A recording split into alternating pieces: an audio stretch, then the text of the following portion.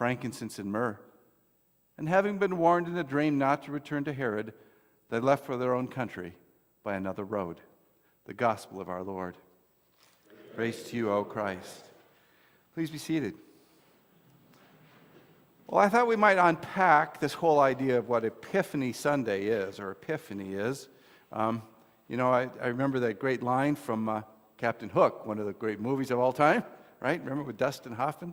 And Schmid, his assistant, says, "I think I've had an apostrophe."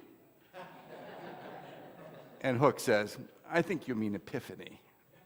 So what is an epiphany? What is the epiphany? Well, in the church, it was always the early church, it was a very, very big holiday. It was right behind Christmas and Easter. It's the third largest of all celebrations. It was at the celebration of Epiphany that they would announce what the calendar is for the church for the upcoming year, because not many people had calendars back then. So, they would be able to announce that, like if we were thinking about this year, next Sunday is the baptism of our Lord Sunday. February 3rd is going to be the Super Bowl where the Vikings should have been playing. I'm still crying about that one. Ash Wednesday is February 17th. Easter's on a Sunday, and Pentecost is sometime late in May, the weekend before Memorial Day.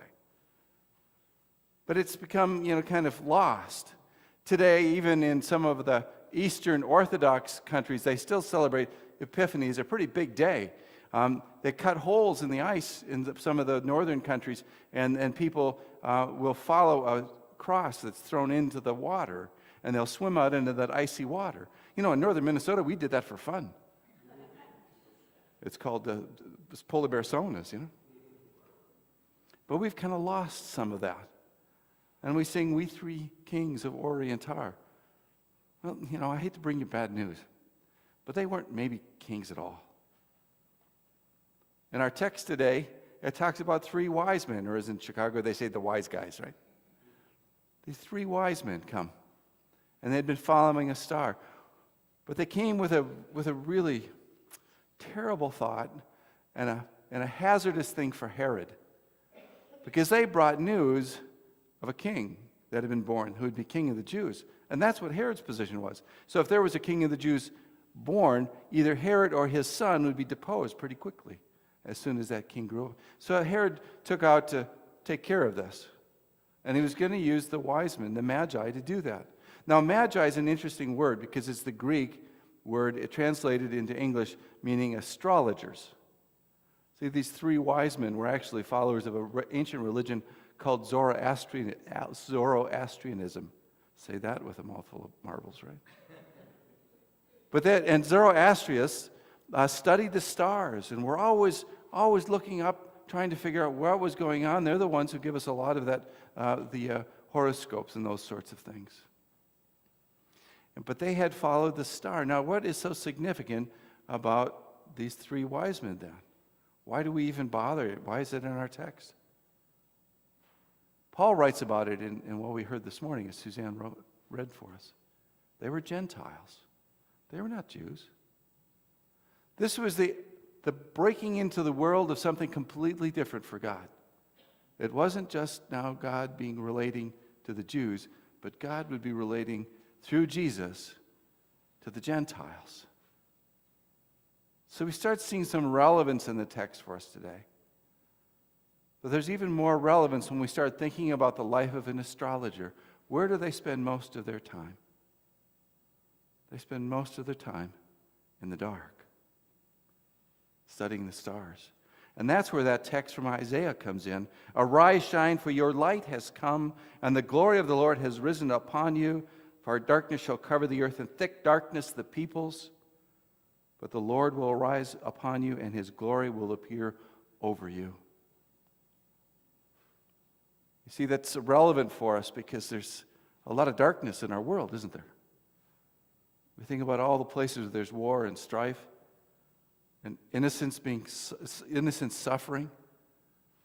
I mean, just listen, Pakistan, Afghanistan, India. We can go across Southeast Asia, Myanmar, what used to be known as Burma. We can go to Africa. We can go to the Congo and South Sudan and the Central African Republic, where there's fighting going on constantly. Well, maybe we don't have to go that far to find darkness. How about Newtown, Connecticut, or Aurora, California, or Virginia Tech University? How about early Iowa? Or how about Sioux City? Is there darkness here that covers hunger and homelessness? How about the darkness that's within us? Isn't pain a darkness? Isn't loneliness a darkness? Isn't addictions? Isn't suffering internally a darkness? In the beginning of John, there's some great words. What has come into being in him was life, and the life was the light of the people. I invite you to come into the light. Come into the life of Christ. The life that pushes all darkness out. The life that reveals that which is shadowed in darkness. The light that brings you hope and the light that brings you joy. That's what the Magi bring for us. The hope and the joy that there is more than just darkness, and that there's more than just our day-to-day living, but there's living with great anticipation. Now, it'd be natural for us to just want to revel in that, right? I mean, how often have you sat by the light of a fire or even been transfixed by a candle and just, you kind of zone out, don't you? But God tells us this isn't for us only. That this invitation to come into the light is for us, but it is also for us to pay forward, for us to then offer to others. I'm going to encourage you to add another date to the church year this year. A date when we might invite friends or family or those who we just might be in darkness. Invite them to a special day here at St. Mark.